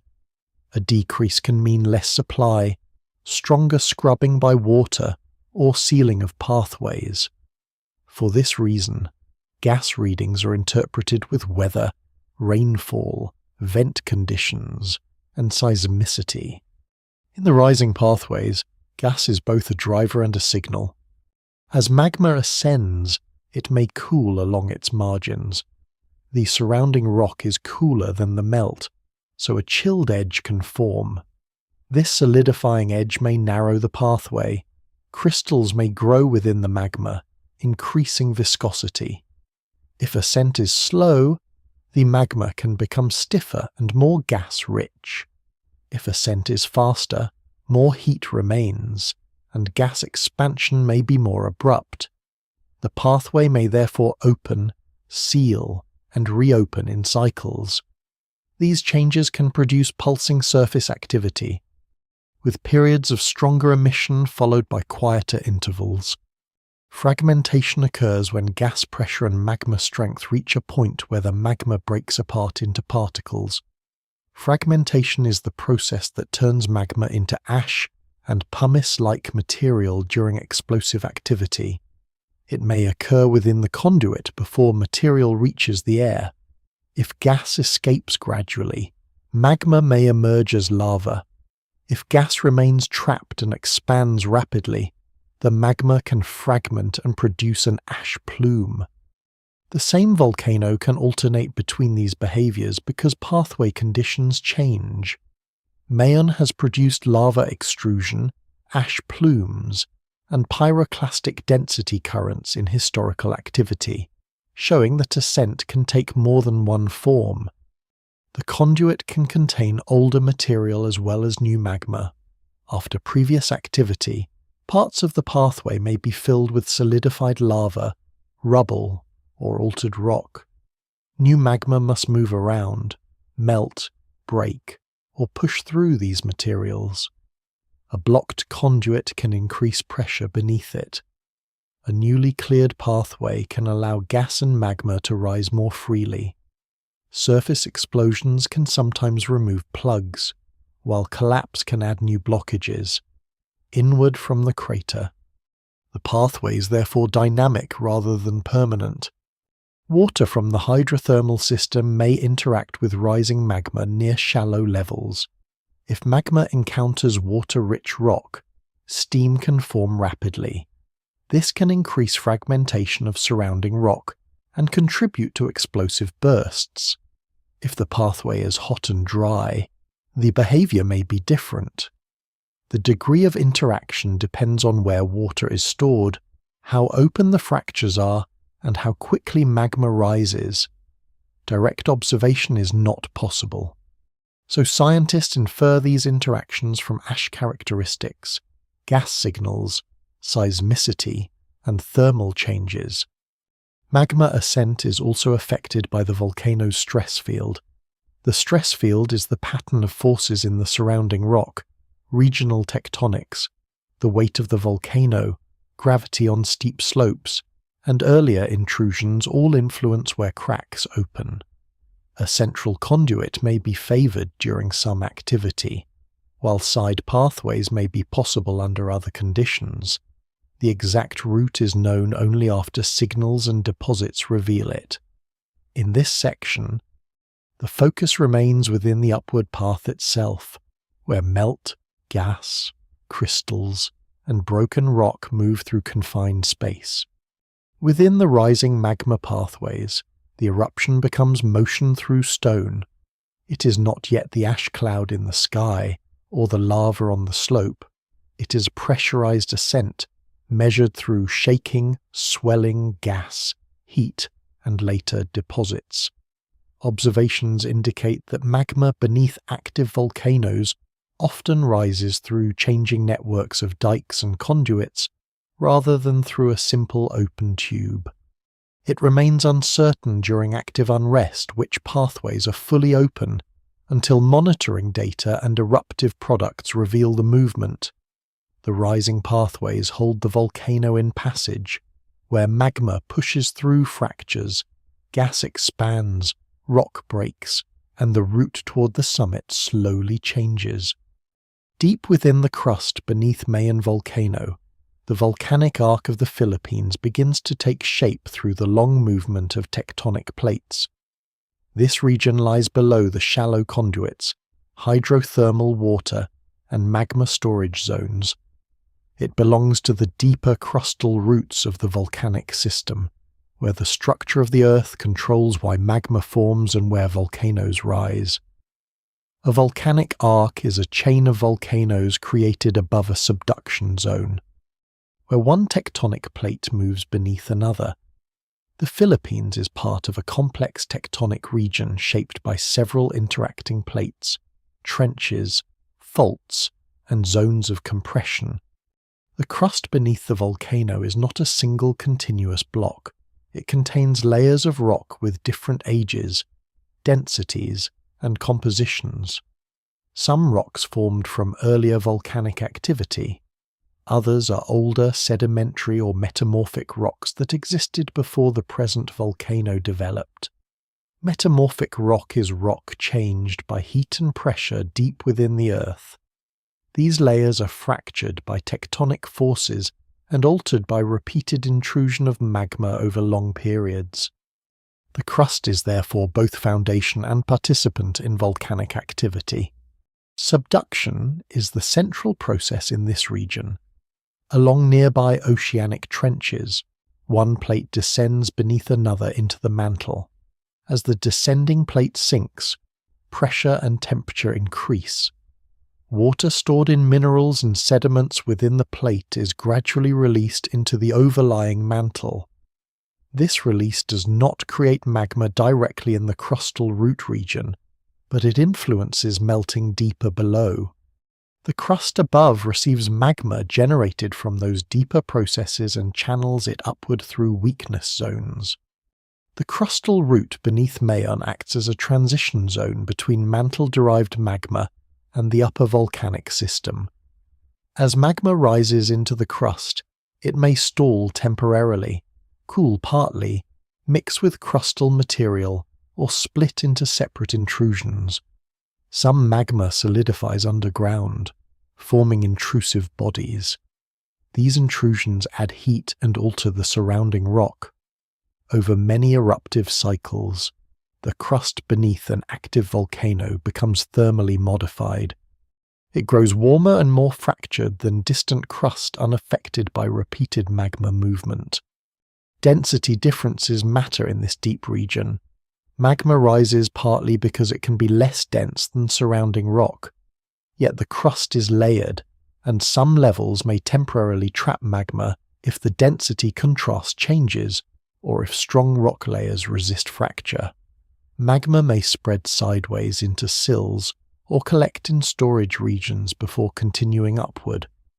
This stepwise movement helps explain why volcanoes can experience long periods of unrest without immediate eruption. The crustal root system stores, redirects, and filters upward motion. Earthquakes within the deeper crust provide important evidence about these processes. Deep volcanic earthquakes may reflect movement of magma or fluids, while tectonic earthquakes reflect movement along faults caused by regional plate forces. Sometimes both occur in related periods because volcanic systems exist within tectonically active regions. Seismometers detect waves traveling through the crust, and scientists use the timing of these waves to estimate earthquake depth and location. Clusters of deeper earthquakes beneath a volcano may indicate that magma or pressurized fluids are affecting the crust below the shallower reservoirs. The crust itself changes the chemistry of magma. As magma moves upward, it can melt or absorb portions of surrounding crustal rock. This process is called assimilation. At the same time, crystals form and separate from the melt through fractional crystallization, meaning different minerals solidify at different temperatures. Together, these processes can change the magma's composition, viscosity, and gas content before eruption. The magma that finally reaches Mayan's summit is therefore not always identical to the magma originally generated deeper below. Heat flow through the crust is uneven. Intrusions warm nearby rock for long periods, even after eruptions stop at the surface. Some deep bodies may cool slowly over thousands of years. Others may be reheated by newer magma entering the system. This creates a vertically connected thermal structure beneath the volcano. The crustal root is not static stone. It is a region shaped by repeated injections of heat, pressure, and fluid movement over geological time. Gravity also influences the deep structure. A large volcanic cone places weight on the crust beneath it. This load can affect stress distribution, fracture orientation, and the movement of magma. Over long periods, repeated eruptions build the volcano higher while erosion removes material from its slopes. The crust responds slowly to these changing loads. Faults may form or reactivate. Fracture systems may evolve. The deep root therefore records not only the current eruption cycle, but the entire growth history of the volcanic edifice. The Philippine Arc exists within a region of strong tectonic complexity. Nearby trenches, microplates, and fault systems interact in ways that are still actively studied. Observations indicate that the geometry of subduction beneath the Philippines varies from place to place. This means magma generation and transport are not perfectly uniform along the arc. Some volcanoes erupt more frequently. Some produce more explosive magma. Some remain dormant for long intervals. Mayan's persistent activity reflects its own place within this broader tectonic framework. Scientists study the crustal root region through indirect methods because direct observation is impossible at such depth. Seismic imaging uses earthquake waves to estimate rock properties. Gravity measurements help infer density differences. Magnetotelluric studies measure how electrical conductivity changes underground, sometimes revealing hot fluids or partial melt. Petrology, the study of rocks, reconstructs deep conditions from crystals and minerals erupted at the surface. Each method provides part of the picture.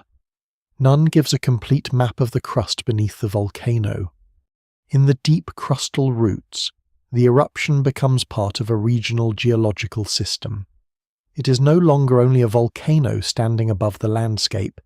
It is an expression of plate movement, heat transfer, and crustal modification extending far below the surface. Observations indicate that Mayon belongs to a volcanic arc formed by subduction processes beneath the Philippine region. It remains uncertain in precise detail how all deep crustal pathways connect, because the system is hidden and structurally complex. The crustal roots hold the volcano within a larger framework of sinking plates, warming rock, rising magma, and slowly changing tectonic stress. Far below the crustal roots of Mayon volcano, the mantle source region holds the deeper conditions that allow magma to begin forming. This region is inward from the volcanic arc structure and deeper than the crust that stores and modifies magma. The mantle is the thick rocky layer beneath Earth's crust.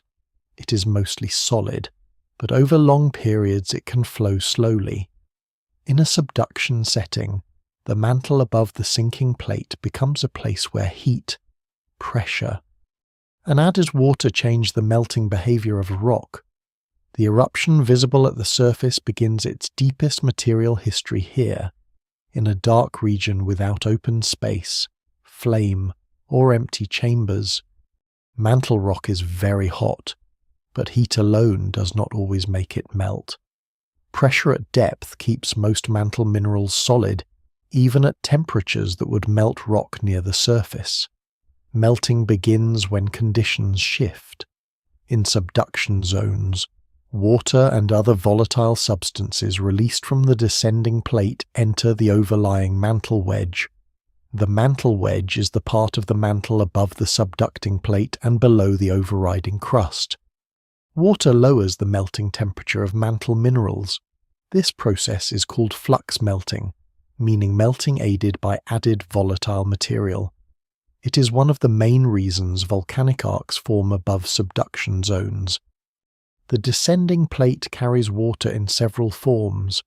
Some water is trapped in ocean floor sediments, some is held in altered basaltic crust, some is stored within minerals that formed when seawater reacted with the plate before subduction. As the plate sinks deeper, rising temperature and pressure cause these minerals to break down. Water and other fluids are released upward into the mantle wedge. The fluid does not rise as a simple stream. It moves through tiny spaces, grain boundaries, fractures, and reaction zones, changing the chemistry of the mantle it enters. When water enters hot mantle rock, small fractions of melt can form between solid mineral grains. The melt is less dense than the surrounding solid and can begin to move upward slowly. At first, it may be present only in small amounts. It gathers through porous flow, channels, and merging pathways. As melt separates from the source, it carries chemical signatures of both the mantle and the subducted materials that helped trigger melting. This is why arc magmas often contain signs of water-rich conditions and elements recycled from the descending plate. The source rock is not uniform. The mantle contains minerals such as olivine, pyroxene, and spinel or garnet depending on depth and pressure. Different minerals hold different elements. As partial melting occurs, some elements enter the melt more easily than others. Partial melting means that only part of the rock melts while the rest remains solid. The first small melts may be rich in certain incompatible elements, which are elements that do not fit easily into common mantle minerals. As more melting occurs, the composition changes. The magma that eventually rises toward Mayen carries a deep chemical memory of these processes. Temperature in the mantle source region changes slowly. It is controlled by Earth's internal heat, mantle flow, and the cooling effect of the descending plate. A subducting plate is relatively cold compared with the surrounding mantle, but the mantle wedge above it can be hot enough for water-assisted melting. The balance is delicate. Too little heat and melt production is limited. Too little water and the melting point remains higher. Too much cooling from the slab can also reduce melt. The presence of a volcanic arc indicates that these conditions combine in a way that allows magma generation. Pressure increases with depth, and pressure affects both mineral stability and melt movement. At greater depths, certain water-bearing minerals can remain stable longer. At shallower mantle depths, they break down and release fluid. The exact depth of fluid release depends on the temperature of the subducting plate, its age, its hydration, and the speed of subduction. In the Philippines, tectonic geometry is complex, so the mantle source beneath each volcanic segment may not be identical. Observations indicate arc magma generation is tied to subduction, but the precise details of source depth and fluid pathways beneath any single volcano remain uncertain. The mantle does not melt into magma identical to what erupts at the surface. The earliest melt is usually more basaltic, meaning it contains relatively less silica than the more evolved magmas often erupted by stratovolcanoes. As it rises, it changes through cooling, crystallization, mixing, and interaction with crustal rocks. The mantle source provides the starting material and heat, but the upper system reshapes it. In this section, the focus remains on the source itself, where the first melt separates from mostly solid rock. Later changes belong to shallower regions already passed in the inward path. Movement in the mantle is slow by human standards. Solid mantle can deform over long time spans, and melt can migrate through connected pathways. The process is not a sudden emptying of a deep pool. It is a continuous or repeated generation of small melt fractions that gather and rise. Some melt may freeze before leaving the mantle. Some may enter the lower crust. Some may contribute to future eruptions after long storage and modification. The mantle source therefore feeds volcanic systems over geological time rather than producing each surface event as an isolated act. Scientists study mantle source regions through erupted rocks, experimental petrology, and geophysical imaging. Experimental petrology recreates high-pressure and high-temperature conditions in laboratories to learn when rocks melt and what melts they produce. Chemical analysis of lava and minerals reveals clues about water, source composition, and melting degree. Seismic studies may show zones where temperature, fluids, or melt change how waves travel. These methods do not provide a direct view, but together they describe the deep environment with increasing detail.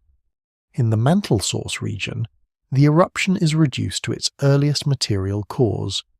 Water from a descending plate enters hot mantle. Solid rock begins to yield small amounts of melt. That melt gathers chemical traces of depth, pressure, and recycled material. Observations indicate that Mayans magmas ultimately arise from subduction-related processes beneath the Philippine volcanic arc. It remains uncertain in precise detail how fluids and melts are distributed beneath the volcano at any given time. The mantle source holds the deepest part of the system in slow heat, where solid rock remains mostly solid. Small melt pockets form, and the first hidden movement toward a volcano begins. At the scientific monitoring core of Mayan volcano, the inner evidence is gathered from instruments, field observations, laboratory work, and careful comparison over time. This region is not a physical layer deeper than the mantle. It is the innermost region of understanding, where signals from the atmosphere, slopes, valleys, summit, shallow rock, magma pathways, crust, and mantle are brought together. The volcano cannot be opened for direct inspection, so its active state is known through measurement. Concern grows not from one dramatic sign alone, but from patterns that show pressure, heat, gas, ground movement, and eruptive products changing together. Seismometers form one part of this core. They record shaking caused by breaking rock, moving fluids, collapsing material, and flowing magma or gas. A seismometer does not see magma directly. It records waves moving through the ground. Scientists identify earthquake depth, location, energy, and waveform, which is the shape of the recorded signal. Short, sharp signals may suggest brittle rock fracture. Longer or lower frequency signals may be linked to fluid movement. Continuous vibration called tremor can indicate sustained movement within the system. Interpretation depends on pattern and context, because a volcano produces many kinds of motion. Ground deformation measurements provide another part of the evidence. When pressure increases below a volcano, the surface may swell slightly. When pressure is released or magma drains away, it may subside. These changes can be small, but modern instruments can detect them. Satellite radar compares images of the ground taken at different times to estimate movement. Global navigation satellite systems can measure position changes at stations on or near the volcano. Tiltmeters record tiny changes in slope. Together, these tools show how the volcanic edifice responds to internal pressure. Gas monitoring is central because gases often move ahead of magma or escape from magma already near the surface. Sulfur dioxide is especially important at Mayon because it can indicate magma-derived gas reaching open pathways. Carbon dioxide can provide deeper information in some settings. Water vapor is abundant but harder to interpret because weather and hydrothermal systems also contain much water. Gas measurements may be made by ground sensors, aircraft, drones, or satellite instruments. The amount released, its chemical balance, and its change through time all matter. A high gas flux with open pathways can mean one condition, while low gas after earlier high levels can mean reduced supply, increased scrubbing, or sealed vents. Thermal monitoring adds the evidence of heat. Cameras and satellites detect warm lava, hot deposits, fumaroles, and heated ground where visible conditions allow. Heat can show that fresh magma or hot rock is near the surface. It can also help track lava flow fronts, collapse zones, and areas where new deposits remain hot. Weather can hide or weaken thermal views. Clouds, rain, and steam all affect the signal. Because Mayon sits in a humid tropical setting, thermal data are read together with visual observations and weather information rather than alone. Visual monitoring remains valuable even in an age of instruments. Cameras observe plume height, ash color, crater glow, rockfall, lava movement, and surface changes. Field teams record ash thickness, grain size, deposit type, and damage patterns where access is safe. These observations connect instrument signals to real material. A seismic pulse may be linked to a rockfall if cameras show collapse at the same time. A gas increase may be linked to clearer summit pathways if visual steaming changes. A satellite ash detection may be confirmed by ashfall reports from communities. The monitoring core is strongest when independent observations agree. Laboratory analysis extends monitoring after material is collected. Ash and lava can be examined for mineral content, glass chemistry, crystal textures, and dissolved volatile records preserved in tiny inclusions. These details reveal storage conditions, ascent rate, magma mixing, and fragmentation processes. Fresh ash may show whether particles came from new magma, older altered rock, or a mixture of both. Crystal zoning can show changing temperature and composition before eruption. This evidence arrives after the material is deposited, but it helps explain the ongoing system and refine expectations for similar activity. Official alert levels are built from such evidence. An alert level is a structured statement of volcanic activity and hazard used to guide response. It is not a prediction of an exact event at an exact time. It summarizes observed unrest, likely hazards, and recommended precautions. For Mayon, agencies assess seismicity, deformation, gas output, visual activity, lava movement, ashfall, and other signs. The level may rise when evidence indicates increasing unrest or eruption, and it may lower when activity declines over enough time. The process is cautious because volcanic systems can change unevenly. Hazard maps are another form of scientific core. They combine eruption history, topography, deposit studies, and flow modeling to show areas at risk from ashfall, lava flows, pyroclastic density currents, lahars, ballistic rocks, and other hazards. A pyroclastic density current is a fast-moving mixture of hot gas and volcanic fragments flowing along the ground. Ballistic rocks are fragments thrown from a vent on arcing paths. These hazards differ in speed, temperature, reach, and warning time. Mapping does not remove risk, but it gives communities and authorities a grounded view of where danger is more likely. Uncertainty remains part of the core. Volcanoes are natural systems with hidden pathways, changing seals, uneven magma supply, and strong influence from weather. Instruments can detect many signs, but they cannot define every crack, pocket, or pressure change in exact detail. Observations indicate unrest and hazard conditions. They do not always specify whether the next change will be a small ash emission, stronger lava extrusion, a collapse event, or a pause. Good scientific practice states what is known, what is likely, and what remains uncertain. This measured approach is the reason expert concern can be serious without becoming exaggerated. For Mayen, concern is grounded in the volcano's history, steep shape, active magma system, nearby communities, and the range of hazards that can occur during eruptive episodes. Ash can affect air and water. Lava and hot collapses can affect slopes. Lahars can move through valleys during rain. Gas can reduce air quality. Each hazard is observed through a different method, but all connect to the same volcanic system. The monitoring core gathers these signals into a continuously revised understanding. In this innermost region of knowledge, the eruption becomes a pattern of evidence.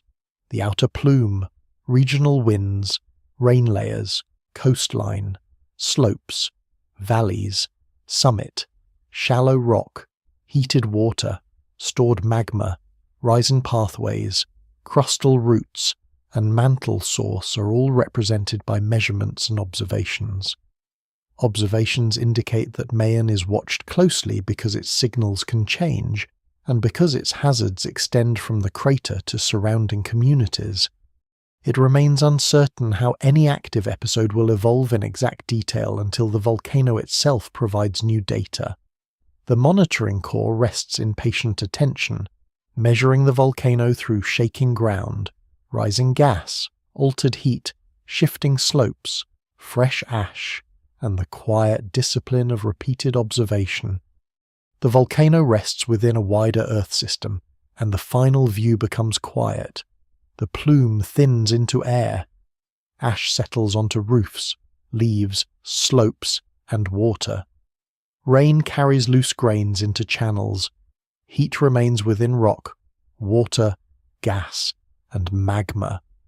Instruments continue to measure what cannot be seen directly. Each signal has meaning, but each signal also has limits. The careful work of observation continues because the volcano changes in small steps as well as sudden ones. Mayen stands above Olbay with its steep cone shaped by many earlier eruptions. Its present activity belongs to that longer record. The concern surrounding it comes from known hazards, nearby communities, and the way ash, gas, lava, water, and gravity can connect across the landscape. The science remains steady. It describes what is observed, compares it with past behavior, and leaves uncertainty where the evidence is incomplete. This is the measured language of monitoring, where caution is part of accuracy. In the outer air, fine particles drift until wind and rain remove them. Along the coast, water receives what the sky and land deliver. On the slopes, ash lies quietly until rain, shaking, or gravity moves it. Near the summit, gas and heat pass through broken rock. Beneath the surface, water warms, minerals change, magma stores pressure, and deep earth processes continue at their own pace. Nothing in the system stands alone. Each layer touches another through motion, chemistry, heat, and time. The story closes with the same calm attention used by the scientists who watch the volcano. Observations continue. Measurements continue. The land remains shaped by fire, water, air, and stone. Mayon holds its activity within a living island setting, and the evidence is followed carefully, one signal at a time.